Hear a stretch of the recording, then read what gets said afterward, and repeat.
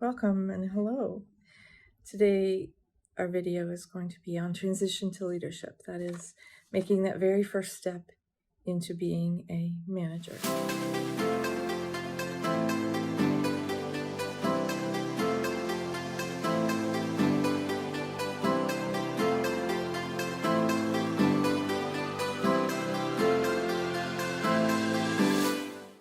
For some of us, the journey was planned, and it was an event that you went to school for, and you were prepared, which is great because that doesn't happen to everyone. Usually it's just dropped in your lap and it's sort of a, hey, you're doing a great job being charged, or you're doing a great job, so we want you to take over managing the unit.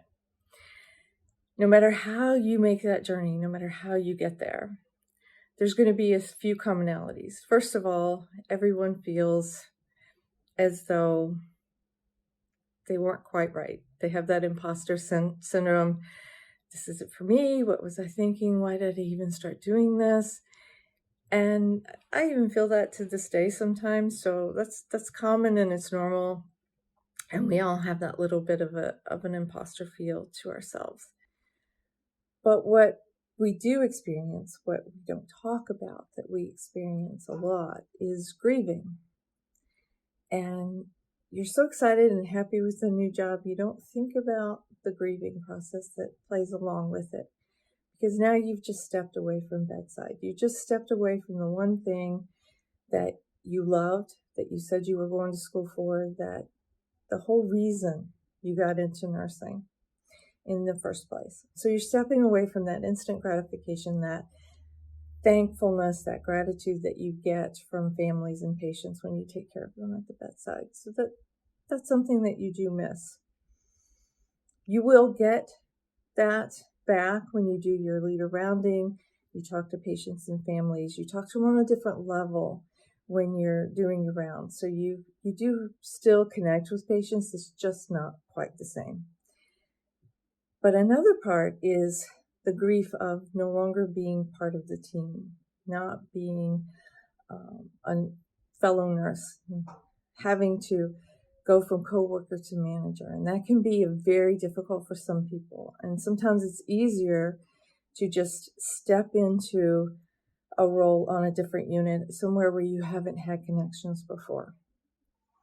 That kind of leads us to the next step of transitioning to leadership, and that is setting boundaries and cutting ties. And I wholeheartedly recommend that you cut your ties. You cannot remain friends with people that you manage. And some of you are going to say, no, Sarah, I can. I know how to be a professional. I can separate the two. I am very good at that. And, when I walk through the hospital doors, friendships don't matter. I don't see that. But when I'm away from work, I'm still going to go on vacation with this person or have dinner with them. They're my best friend. I've known them forever. Well, you may be able to do that. You may be able to flip that switch and go from being friends to now being the boss. But I guarantee that your other employees don't believe it. They don't buy it for a second. And the perception of favoritism is very hard to overcome. They will watch everything you do, everything you say, all your interactions with your friend away from work.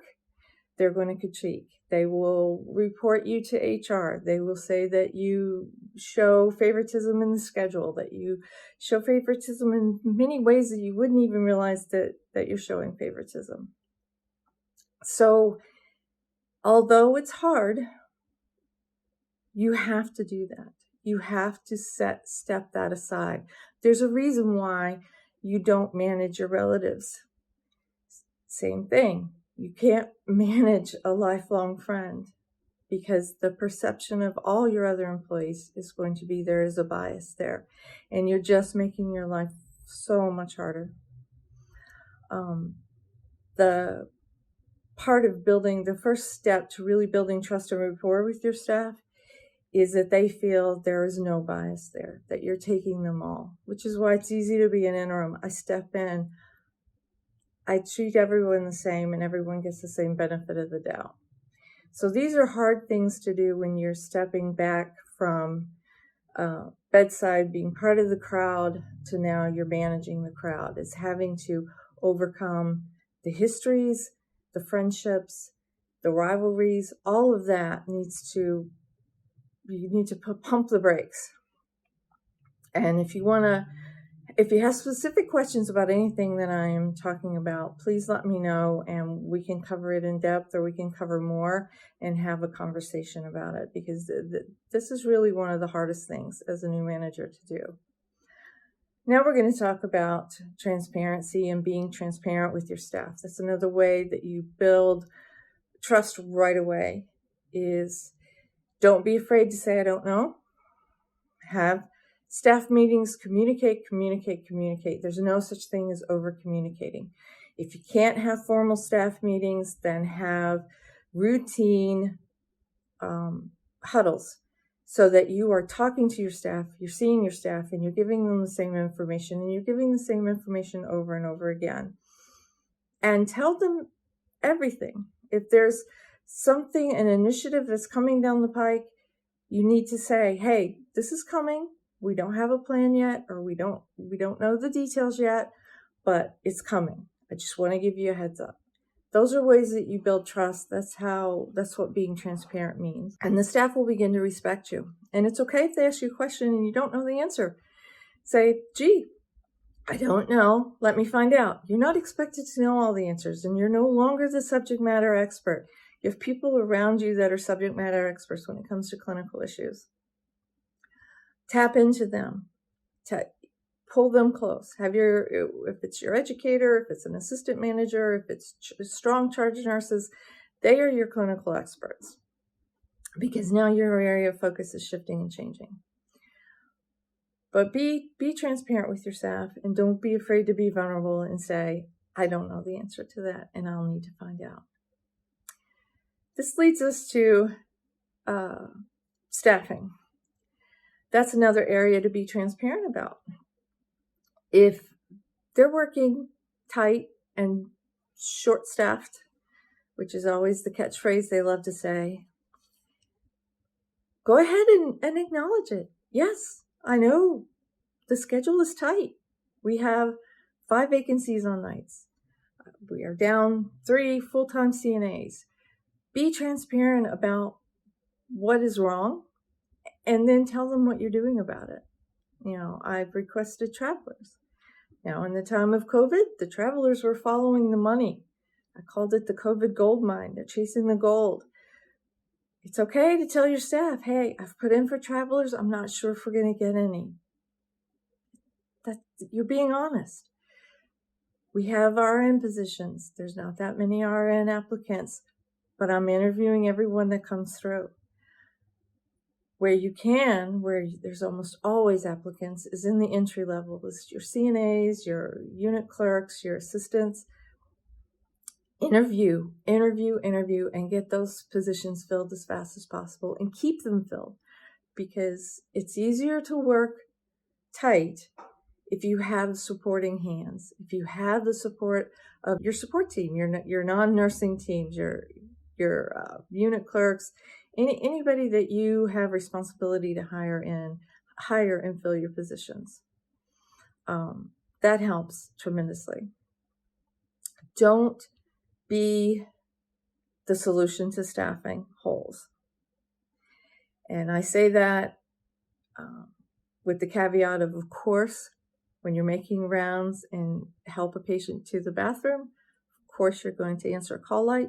Of course you're going to be there as helping hands.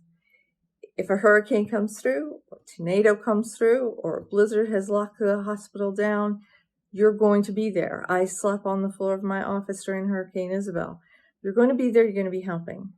But what I'm talking about is, don't look at your schedule and see staffing holes and plug yourself in, because you will become a Band-Aid.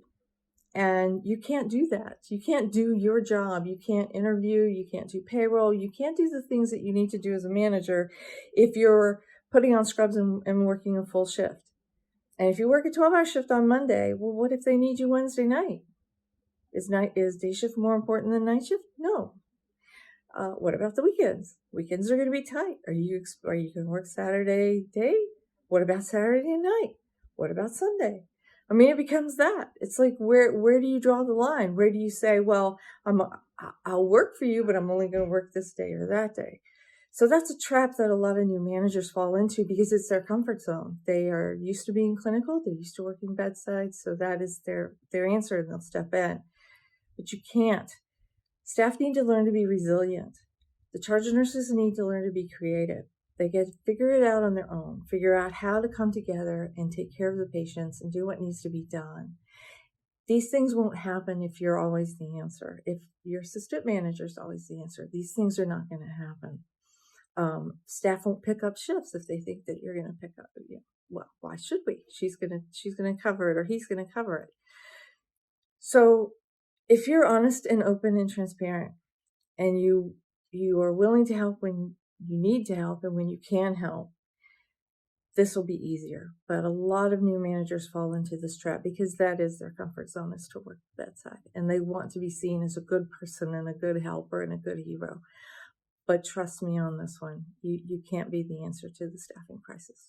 Then I want to talk about being a staff advocate. I'll tell you what is not being a staff advocate first, before I talk about what I consider being a staff advocate. Some managers will have the idea, if they stand up for their staff, if they go to administration and say, no, we're not doing this. I will tell you, most initiatives, most big projects that come down from above, that come down from the executive suite, are derived from a consulting group or a seminar that someone attended, a best-selling book that they read. There is nothing that innovative or new, and your executive team is not coming up with these ideas off the top of their head. These are actually ideas that are out there, and all of healthcare is doing it. All of healthcare is doing hourly rounds. All of healthcare are following the bedside shift report. Any of these initiatives that come out, it's happening all across the country. So you standing there as the Lone Ranger saying, don't add in another thing to my staff. We cannot do one more thing. No, no, no.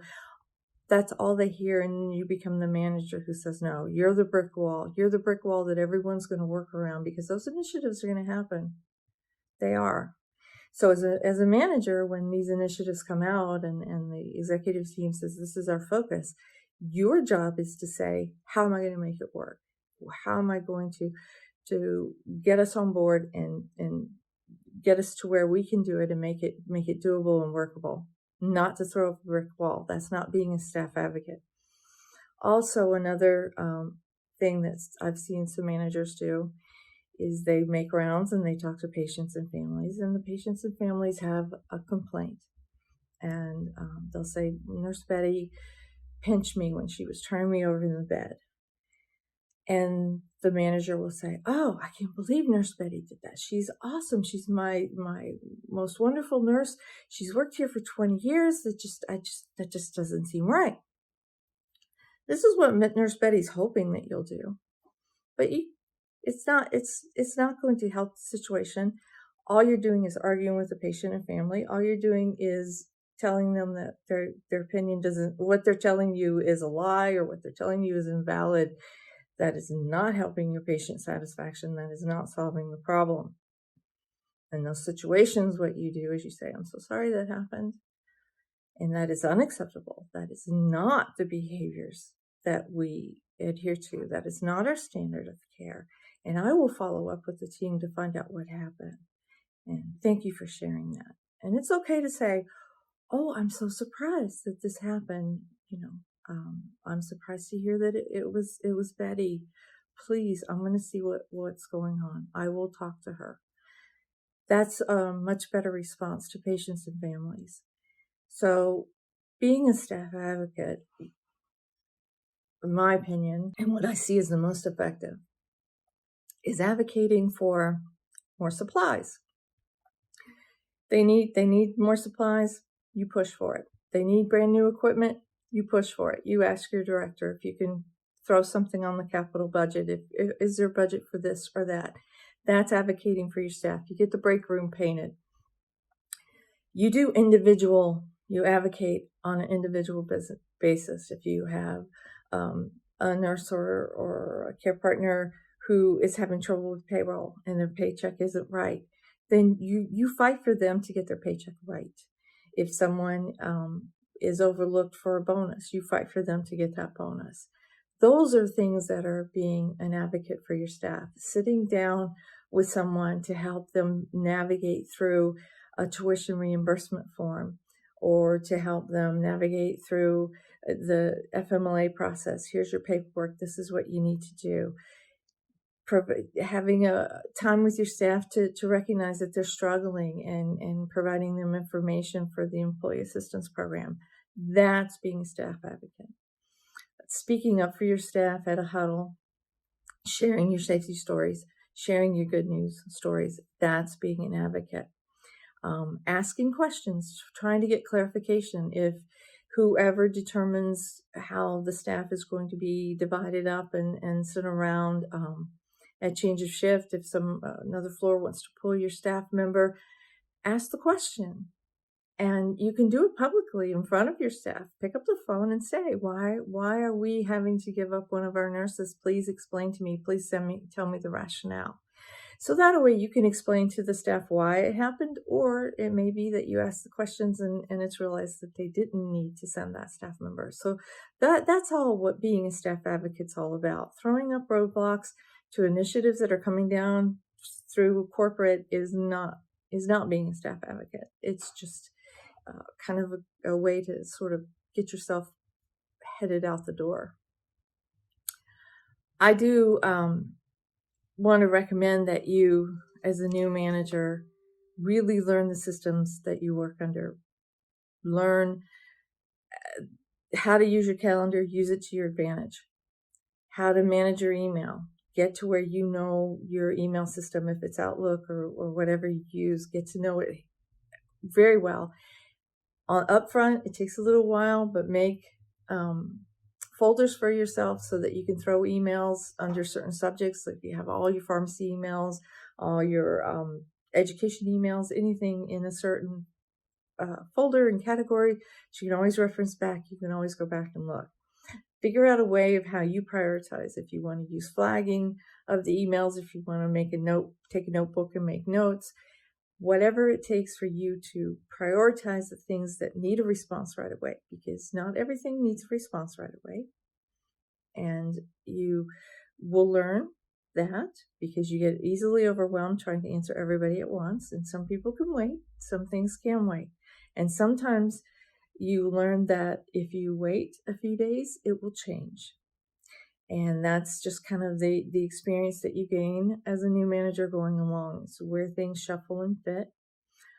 I recommend at the very beginning, which is what I do everywhere I go. At the very beginning, you just kind of watch and listen and see who's most effective at communicating, who speaks up in meetings, who's quiet in meetings, how people interact with each other. These things will all help you in the long run fit into the management culture of where you are. And just remember, 90% of leadership, this is the old caveat, the old cliche, 90% of leadership is showing up, is being there. Tell your staff you're there for them. The floor is your priority. You're going to round on them, say hello. Just walk through the unit and say hello. We'll come through at different shifts, say hello. Take time. Staff deserve your time, and you would be very, it's interesting to hear their side of things, how they see things, and they want to see you. They want to talk to you. If they're trying to hide from you, then maybe they need to head out the door. But these are just a few of the very beginnings of when you transition, some of the things that I think are important, some of the things that I've talked to other people about. There's certainly a whole lot more. And if you have anything in particular that you want to talk about or that you've encountered that you would like to expand and discuss, we can. I think the next video that I will do, we can focus on, someone asked for the top 10 mistakes that leadership makes. So we can talk about the things that maybe the bigger picture things, the global things, some of the traps that you fall into, or some of the things that just sort of keep you from being as effective as you could be.